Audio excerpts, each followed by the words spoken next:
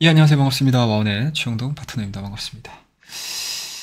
자, 오늘은 뭐 종목도 그렇고 시장도 그렇고, 뭐 섹터도 그렇고요. 뭐 테마에 대한 움직임들도 뭐 얘기할 거리는 좀 많을 것 같기는 한데, 오늘은 제가 생각하고 있는 시장에 대한 이야기를 좀 전달을 해드리는 게 지금 시장에서는 좀 도움이 되지 않겠나 싶어서 좀 늦게나마라도 녹화를 하고 있고 바로 올려드리도록 하겠습니다.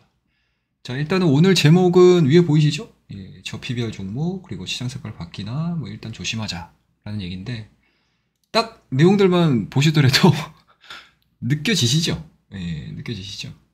일단 제가 생각하고 있는 제 개인적인 시황 전략 자체는 좀 조심할 필요성이 있다라고 저는 개인적으로 딱 생각이 좀 들더라고요. 예, 일단은 그동안에 움직이지 않았던 저 PBR 종목군들이 일제히 올라가는 거는 뭐 인정. 예, 뭐 지지난주를 통해서 정부에서도 뭐 이런 내용들을 발표를 했었죠. 뭐 일본처럼 기업 밸류업 나선다. 정부 코리아 디스카운트 해결해야 1작년 PBR 1배 이하 상장사의 주가 개선 위한 이행 목표 공시 요구. 기업들 주주 환원으로 증시 하락. 한국 같은 경우도 마찬가지로 일본의 이러한 조치들을 벤치마킹해서 기업 가치 유도 구체한 내달 발표. 그러니까 2월 달에 발표를 한다는 얘기입니다. 이러한 내용들이 좀 있었어요. 근데 이게 이제 와서 지금 반영을 한 거거든요. 오늘 29일 날. 뭐 물론 달력상으로 놓고 보게 되면 이제 2월 달이 껴있는 상황이기 때문에 뭐 충분히 뭐 테마성이 됐든 아니면 기대감이 됐든 올라올 수도 있다라고 생각이 좀 듭니다. 근데 여기서 우리가 조금 뭐 냄새 아닌 냄새를 좀 맡아야 된다라고 하게 되면 시장 지수를 좀 보셔야 될 것 같아요. 일단은 뭐 코스피가 오늘 플러스 0.89 상승을 했고요. 그리고 코스닥 같은 경우는 장중에 마이너스 3% 이상 좀 하락을 했었는데 뭐 최종적으로는 마이너스 2.16으로 마무리가 됐습니다. 수급적인 부분들로 놓고 보게 되면 지금 외국인하고 기관들 같은 경우 코스닥에서 2천억 이상 매도를 한 상황들이기 때문에 이 근래에 들어서 가장 많은 자금을 쏟아낸 게 아닌가라는 생각이 좀 들어요. 굳이 코스닥을 이렇게까지 박살내면서까지 저 PBR 종목들을 사야 될까? 라는 부분들에서 일단은 제 이 시황에 바라보는 시각 자체가 좀 바뀌었다라고 말씀드리도록 하겠습니다. 자, 그러면 이제 그런 부분들을 좀 본격적으로 얘기를 좀 해드리도록 할게요. 자, 오늘 저 PBR이 올라갔던 이유들은 뭐 앞서 제가 기사를 살짝 좀 보여드리긴 했지만 정부에서 지금 진행을 시키려고 하는 이제 기업 밸류업 관련된 기업 가치 유도 구체안에 들어가 있는 내용들이거든요. 근데 이게 어떤 내용들이냐면 작년도 한 해 2023년도에 2024년도까지 이어지는 일본의 토픽스 지수하고 이 니케이 지수를 좀 보시게 되면 뭐 거침없이 상승을 했습니다.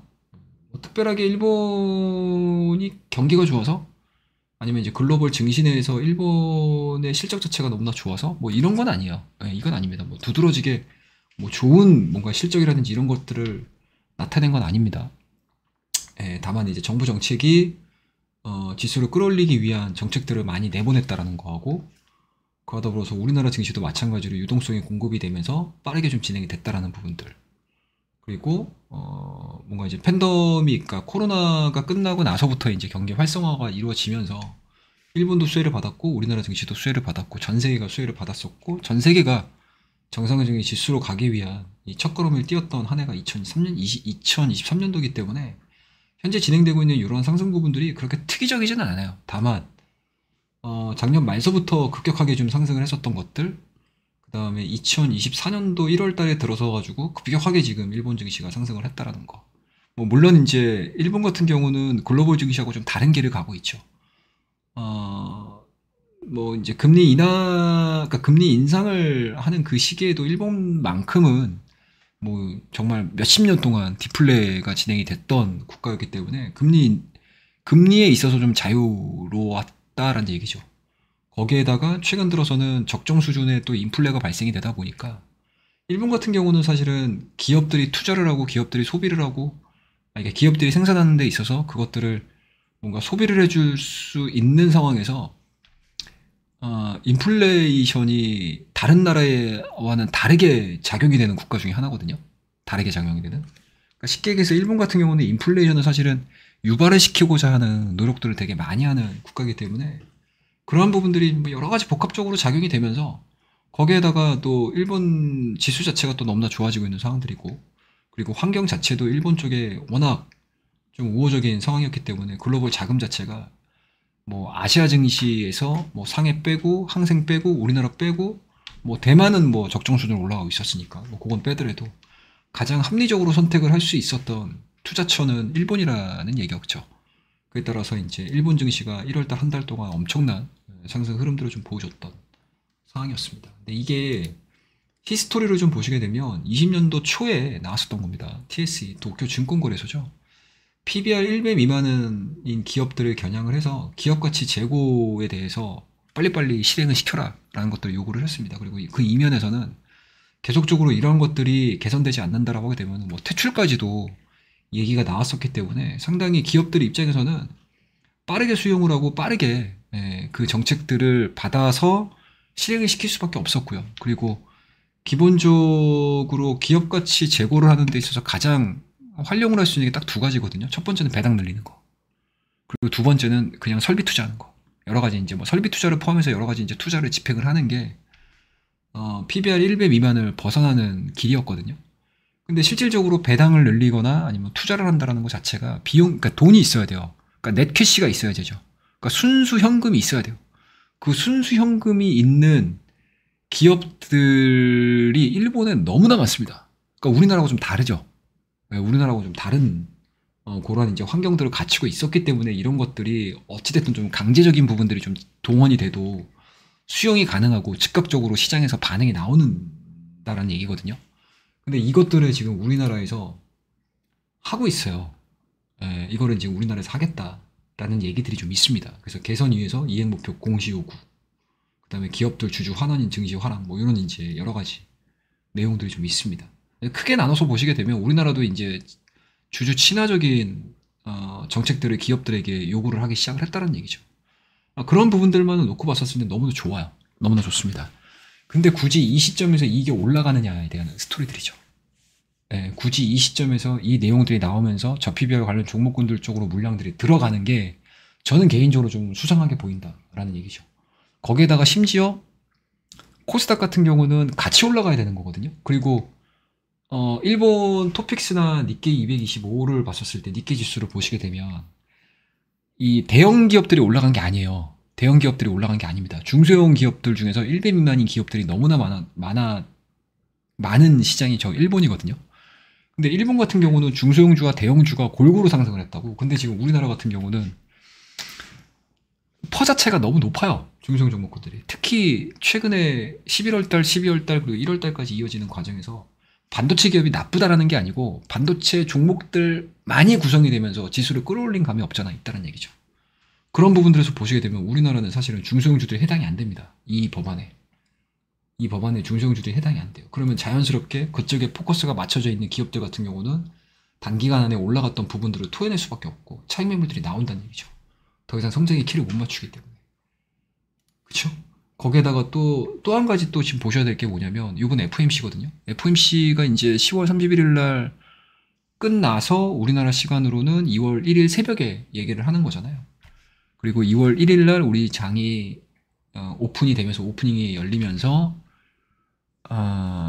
미국의 FOMC 결과물들이 일단은 국내 증시 전반적으로 다 반영이 되기 때문에 과연 이번 이 FOMC의 1월달 성명서가 어떻게 발표가 될 것인가. 이게 지금 사실은 초미의 관심사예요. 너무 좋아요. 지금 미국 경제가. 물가는 올라가는데 성장률도 같이 올라가요.